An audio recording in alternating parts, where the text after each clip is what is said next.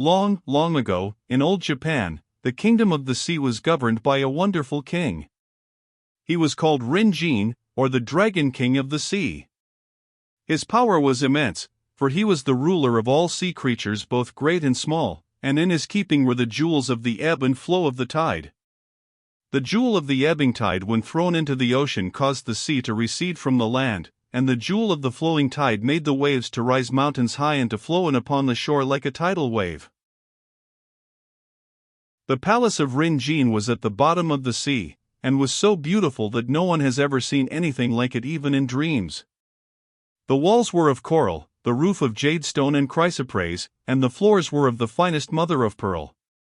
But the Dragon King, in spite of his wide-spreading kingdom, his beautiful palace and all its wonders, and his power which none disputed throughout the whole sea, was not at all happy, for he reigned alone.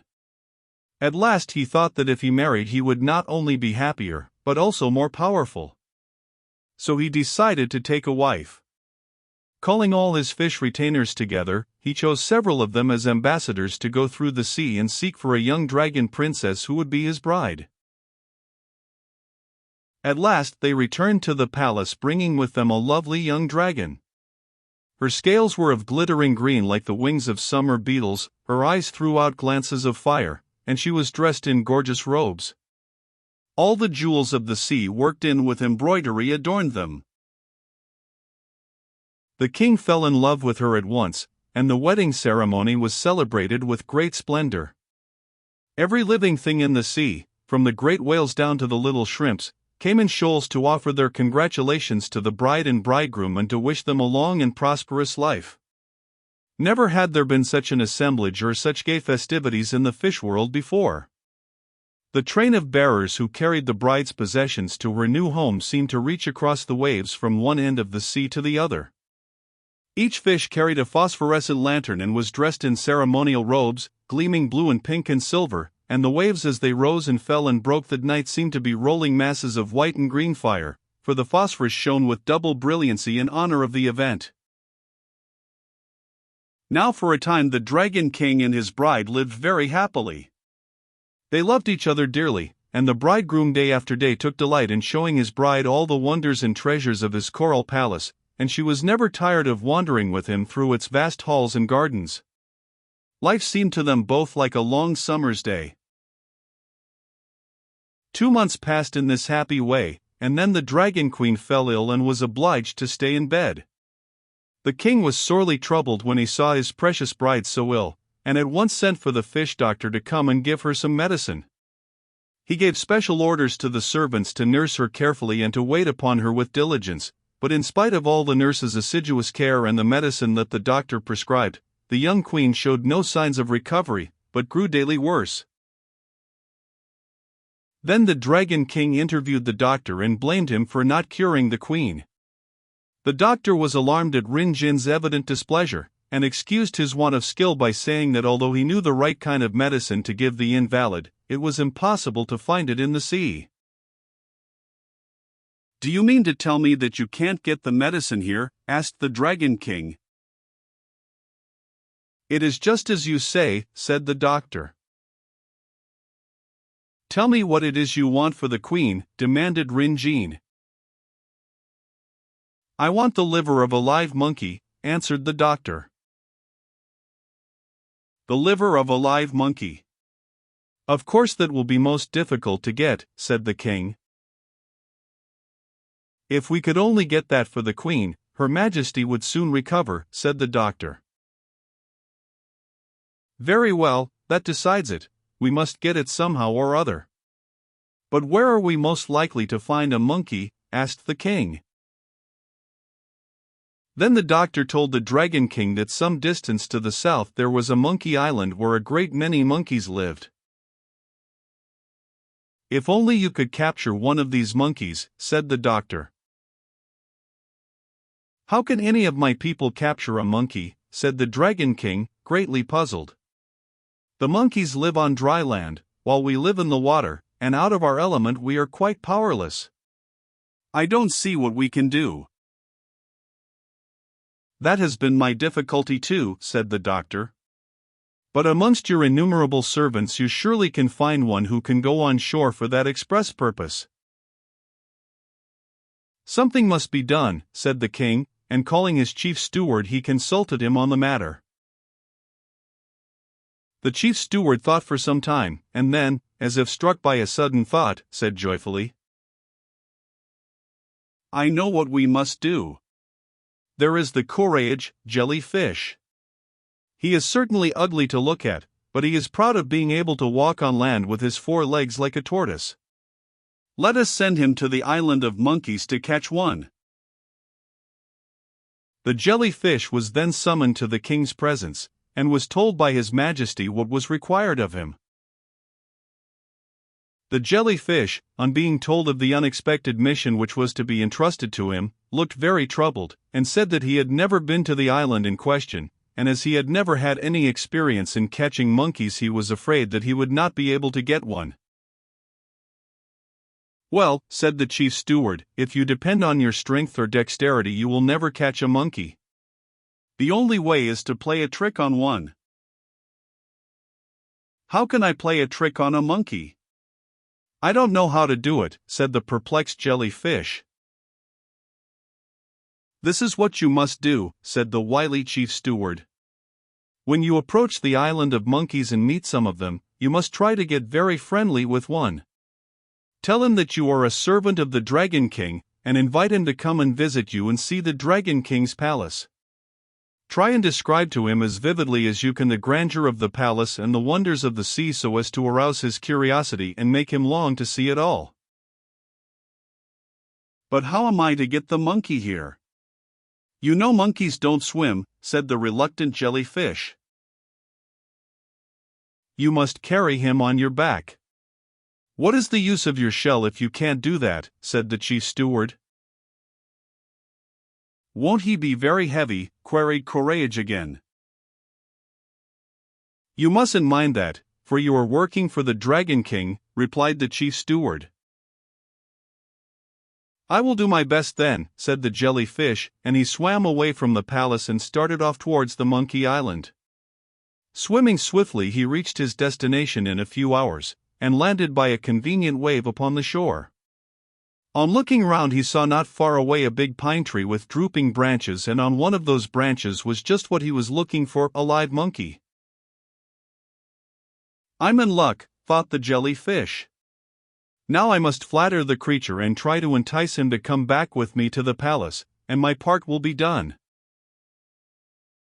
So the jellyfish slowly walked towards the pine tree. In those ancient days the jellyfish had 4 legs and a hard shell like a tortoise. When he got to the pine tree he raised his voice and said, "How do you do, Mr. Monkey? Isn't it a lovely day?" "A very fine day," answered the monkey from the tree. "I have never seen you in this part of the world before. Where have you come from and what is your name?"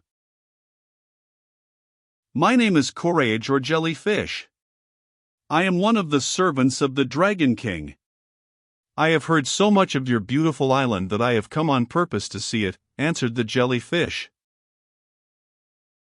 "I am very glad to see you," said the monkey.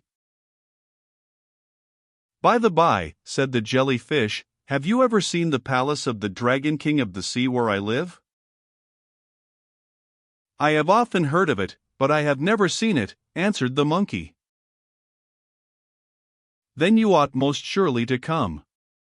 It is a great pity for you to go through life without seeing it. The beauty of the palace is beyond all description. It is certainly to my mind the most lovely place in the world," said the jellyfish. "Is it so beautiful as all that?" asked the monkey in astonishment.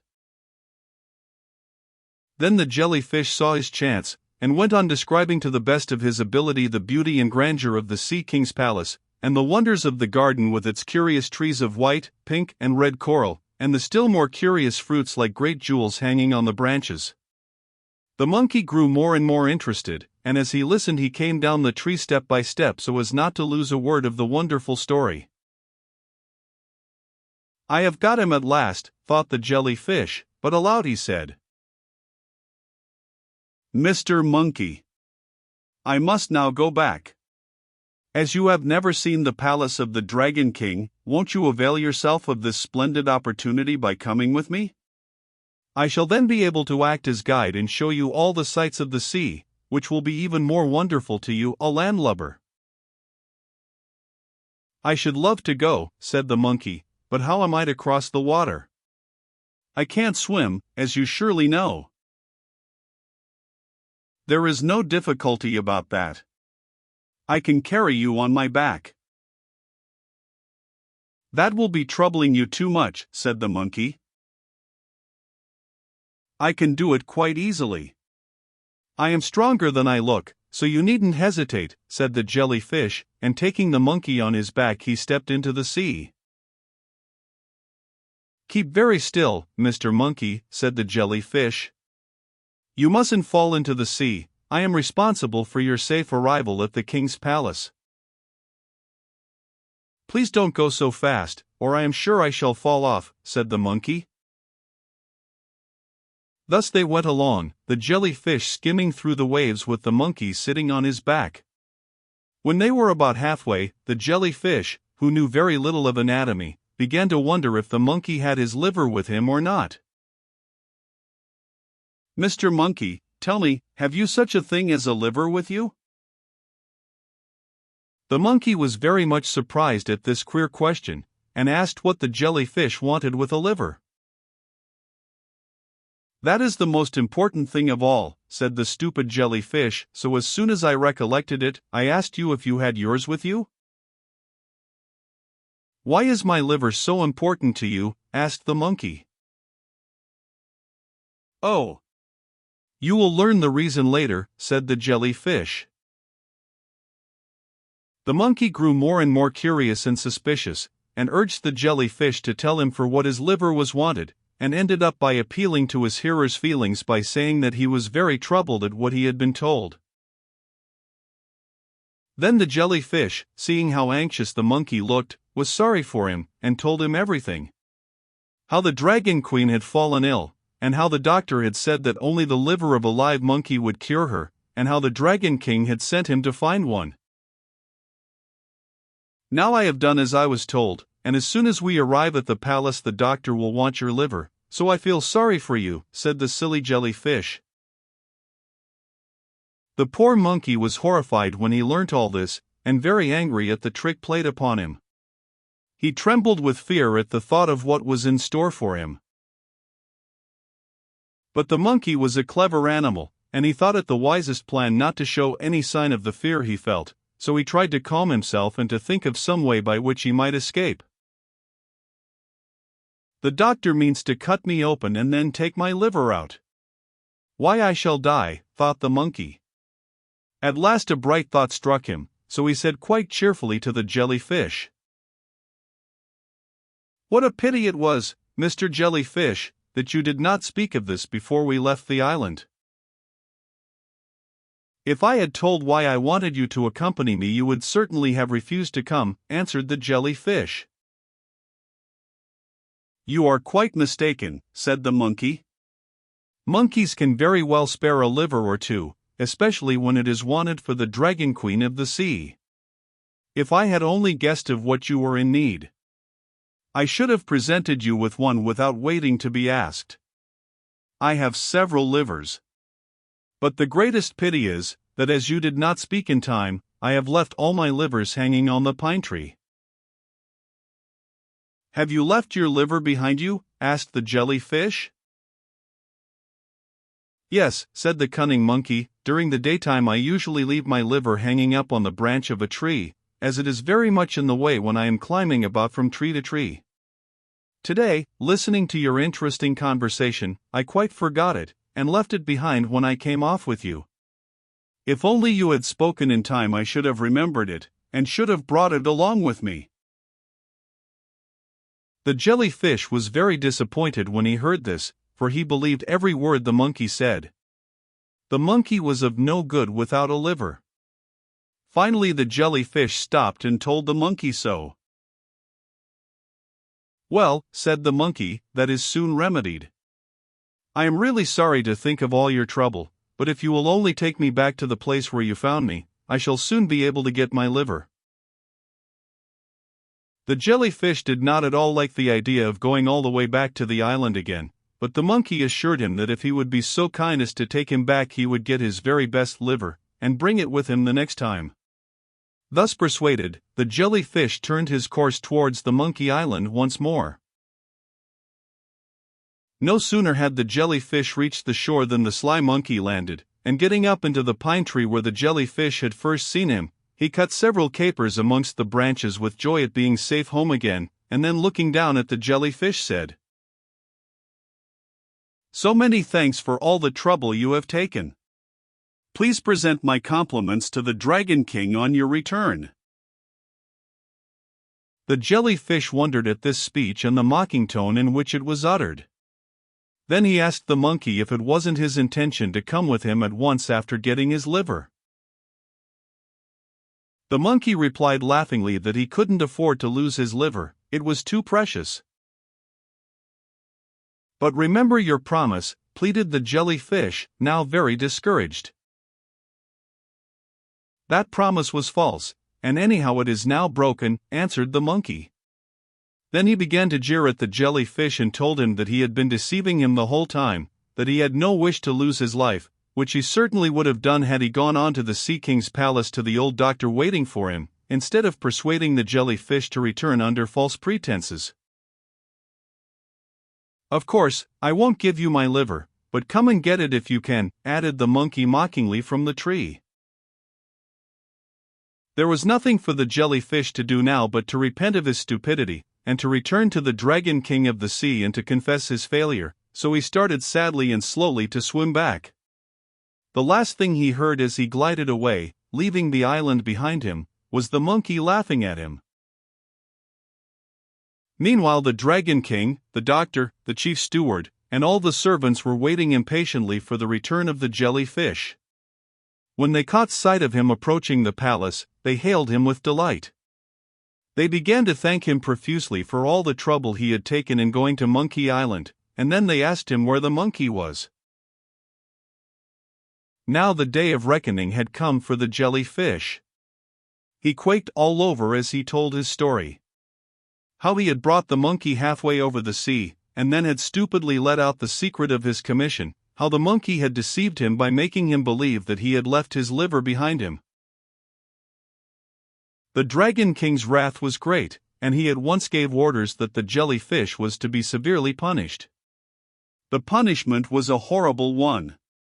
All the bones were to be drawn out from his living body, and he was to be beaten with sticks. The poor jellyfish, humiliated and horrified beyond all words, cried out for pardon.